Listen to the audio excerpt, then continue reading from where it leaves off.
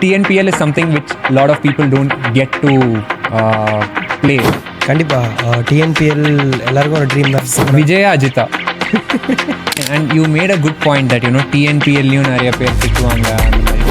மதுரை பொறுத்த வரைக்கும் சூப்பரான டீம். எப்பவுமே வந்து what is one advice you give to aspiring cricketers? எனக்கு அப்படியே இது ஆப்போசிட் எஃபெக்டாக இருக்கு. குர்ஜப்னீத் சிங் என் ரூம்மேட். கோலி ஆர் தோனி?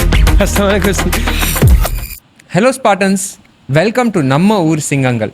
நம்ம ஊர் டிஎன்பிஎல் ஸ்டார்ஸை இன்டர்வியூ பண்ண போகிறோம். அவங்க என்ன சொல்ல போகிறாங்க வாங்க பார்ப்போம். இன்றைக்கி நம்ம கூட இருக்கிறது சிஹெச்எம் மதுரை பேந்தர்ஸ்க்கு 1 இயராக நெட் பவுலராக இருந்து 4 இயர்ஸாக டீமில் இருந்து ஃபர்ஸ்ட் டிவிஷன் விளையாடி 3rd டிவிஷன் விளையாடி இன்டர்நேஷ்னல் டீம்ஸோடலாம் Nepal under, Pakistan under, PNG அவங்க கூடலாம் விளையாடி டிஎன்சியை மல்டிபிள் ஏஜ் கேட்டகரிஸில் ரெப்ரசன்ட் பண்ணி அண்டர்-14, அண்டர்-16, அண்டர்-19 அண்ட் இப்போது டிஎன்பிஎல்லில் one of the current young ப்ராடிஜிஸாக இருக்கிற ஆயுஷ் நம்ம கூட இருக்கார். Welcome AYUSH.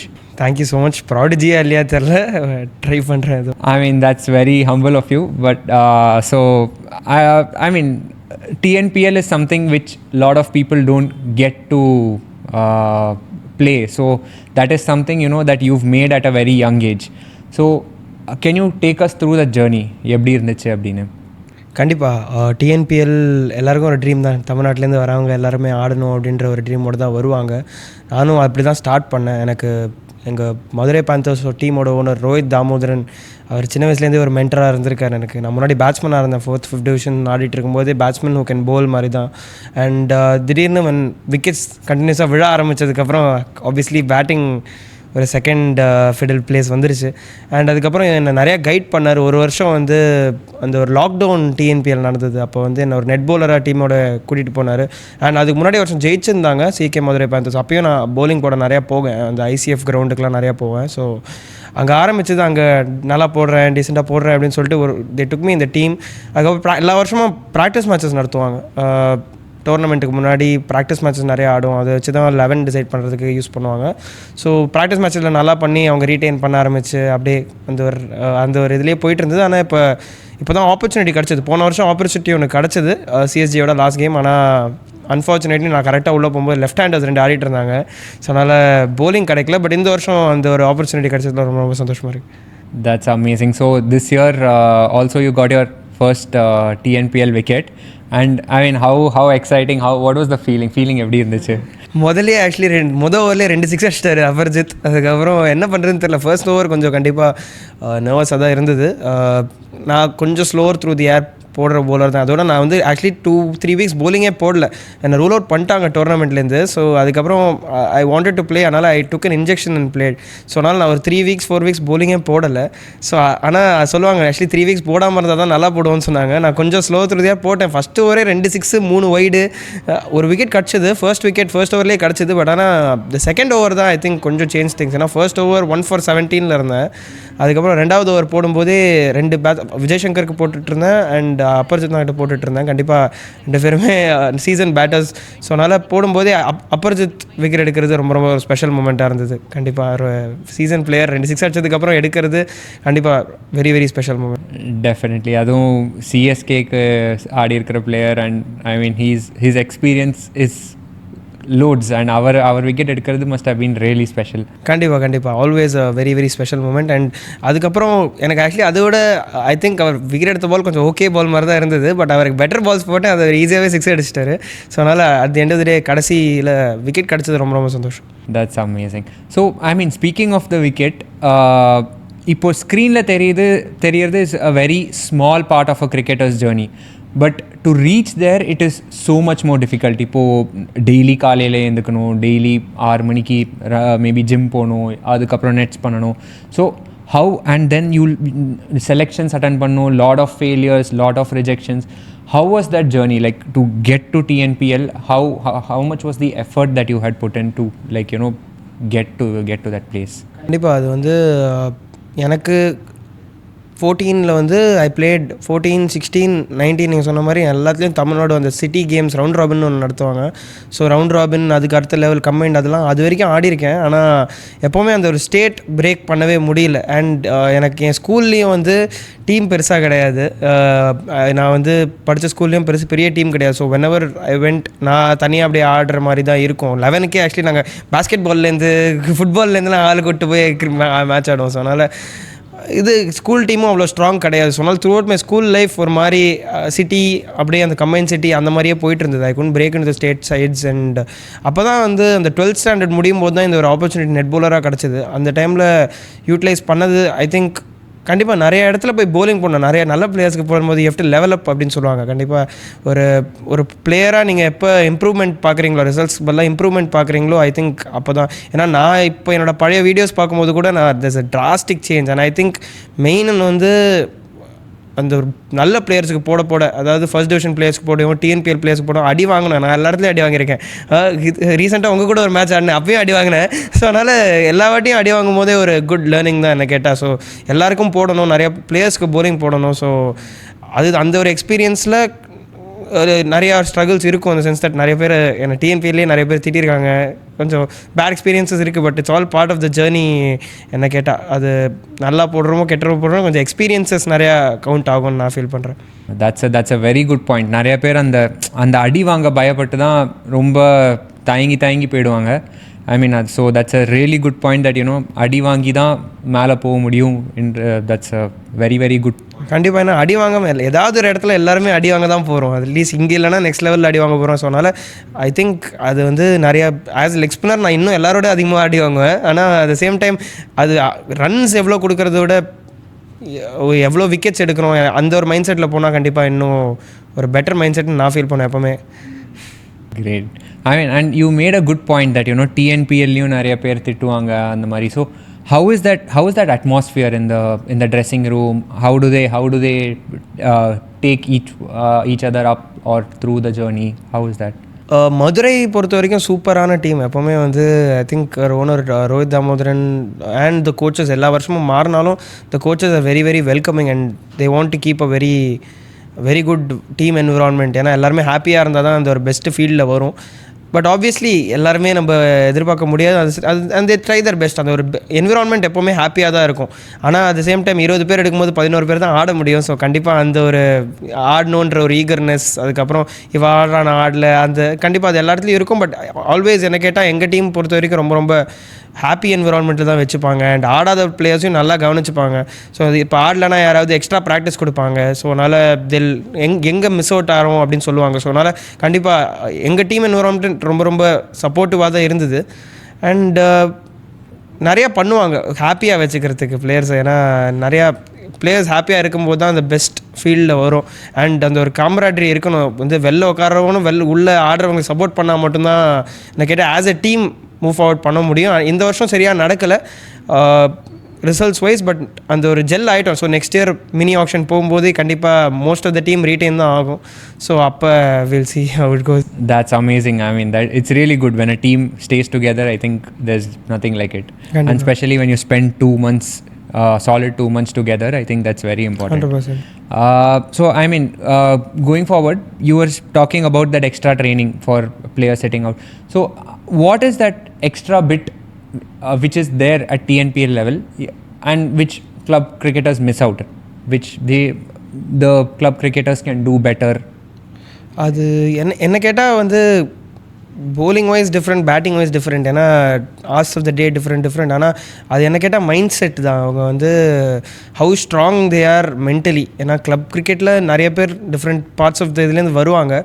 But the preparation that the TNPL players and அதுக்கு மேலே போகிற பிளேயர்ஸ் இன்னும் நிறைய ப்ரிப்பரேஷன் இருக்கும். அதாவது ஸோ அதனால் நான் பார்த்துருக்கேன் லைக் இந்த top class cricketers play IPL அவங்க எப்படி ப்ரிப்பேர் பண்ணுவாங்க கேமுக்கு, அவங்க எப்படி ரெடி ஆவாங்க, எப்படி மென்டலாக ப்ரிப்பேர் பண்ணுவாங்க. அது வந்து கம்ப்ளீட்லி டிஃப்ரெண்ட்டாக இருக்கும்.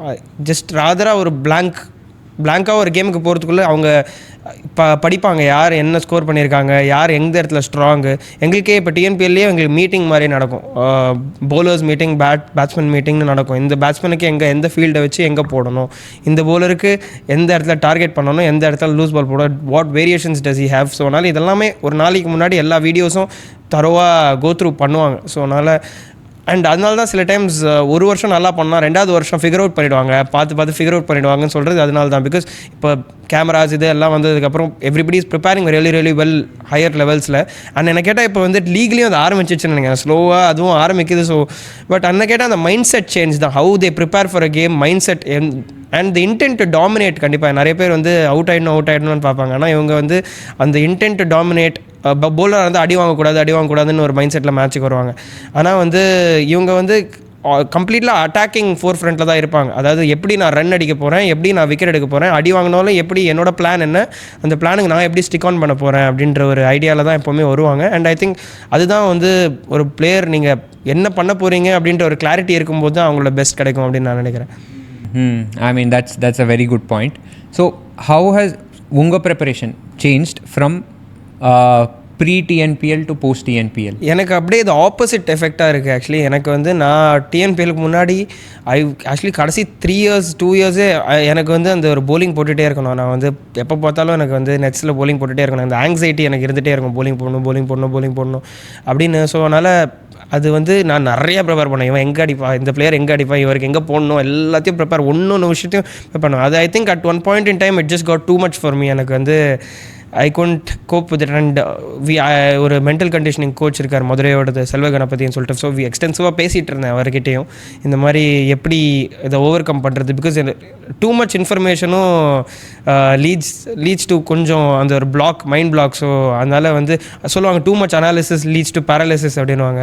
ஸோ அதனால் வந்து ரொம்ப அனலைஸும் பண்ணக்கூடாது. ஸோ ஐ திங்க் அது என்னோட லேர்னிங் வந்து கொஞ்சம் cut back and all that, கொஞ்சம் காமாக கேமுக்கு போகணும். கண்டிப்பாக ப்ரிப்பரேஷன் ரொம்ப ரொம்ப முக்கியம். சேம் டைம் நீங்கள் வீடியோ பார்க்குறீங்க, அது உங்கள் இன்ஃபர்மேஷனுக்கு இருக்கணுமே தவிர அது வந்து உங்களோட கான்ஃபிடென்ஸில் ப்ளே பண்ணக்கூடாது. ஸோ அதனால் எனக்கு வந்து it's just about taking a step back. கொஞ்சம் நம்ம எல்லாத்தையும் கண்ட்ரோல் பண்ணணும்னு எதிர்பார்க்காம சில லீவ் சம்திங்ஸ் டு த அன்கண்ட்ரோலபிள்ஸ்னு தான் விடுறது. அது ஐ திங்க் என்னோட ப்ரிப்பரேஷன் அது ஒர்க் ஆயிருக்கு. But at the same time நானும் ப்ரிப்பேர் பண்ணுவேன், எந்த பேட்ஸ்மேனுக்கு எங்கே போடணும். பட் அது ஒரு ஐடியாவே வச்சுப்பேனே தவிர I'm not very fixated on that. So அதுதான் I think that has changed for me while growing என்ன கேட்டால். Wow. So I mean, so your mindset has been that, you know, focus on your strength rather than focusing on Fair. the batsman's strength. That's amazing.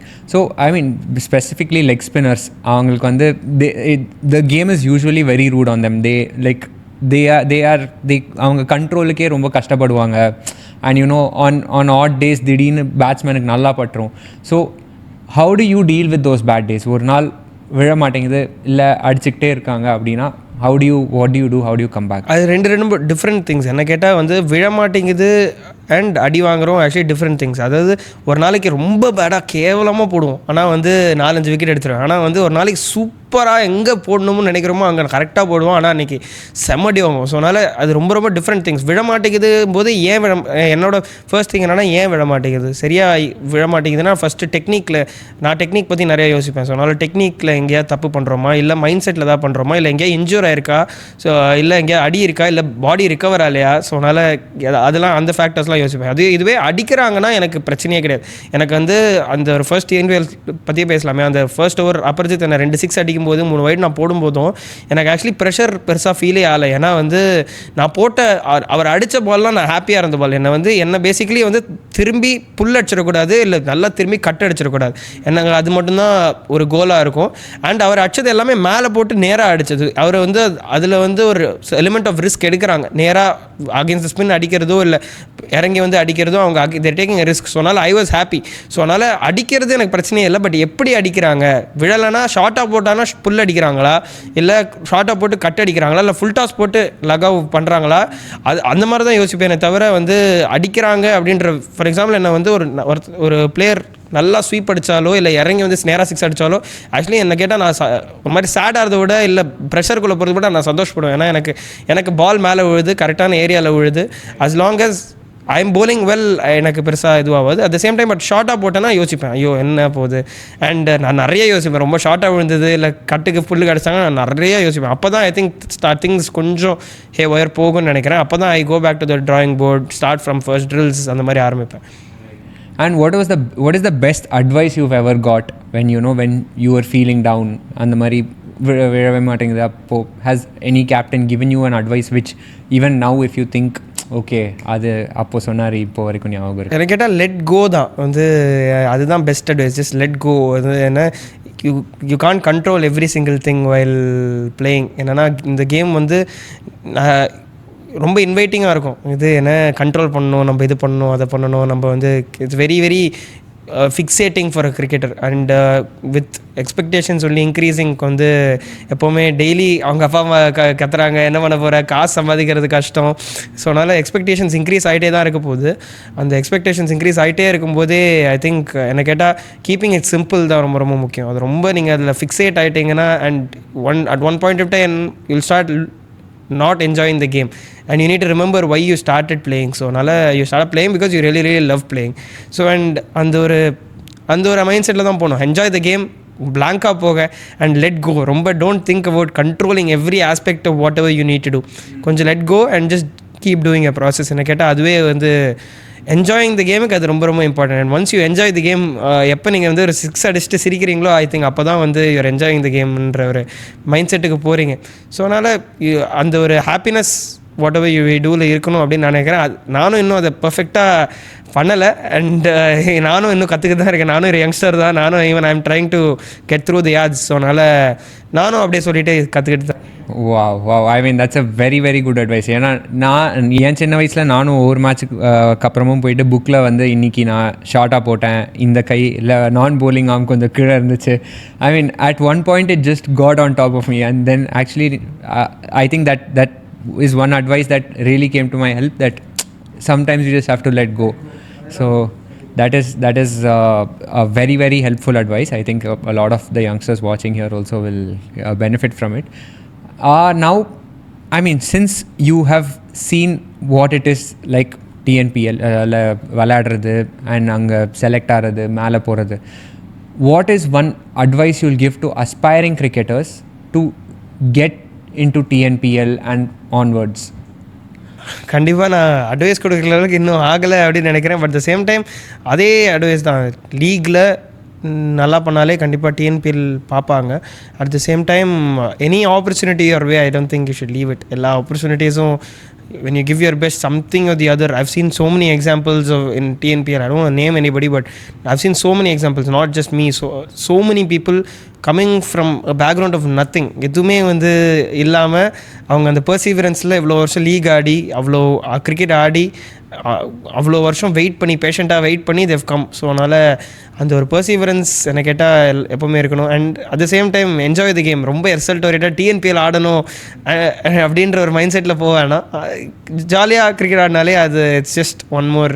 இது எல்லா மேட்சும் perform பண்ண பார்க்கணும். Work hard. நீங்கள் பண்ணுற விஷயத்தையே பண்ணிகிட்டே இருந்தால் I think one day it will just come. It's a by product. ரொம்ப ஆடணும் அப்படின்னு விடாமல் அட்லீஸ்ட் அது தானாக வர ஒரு பை ப்ராடக்ட். அண்ட் 100% கன்சிஸ்டண்ட்டாக ரன் அடிச்சுட்டே இருந்தால் எல்லாம் எப்போவுமே ரன் அடிக்கிறோமோ இல்லை விக்கெட் எடுக்கிறோமோ.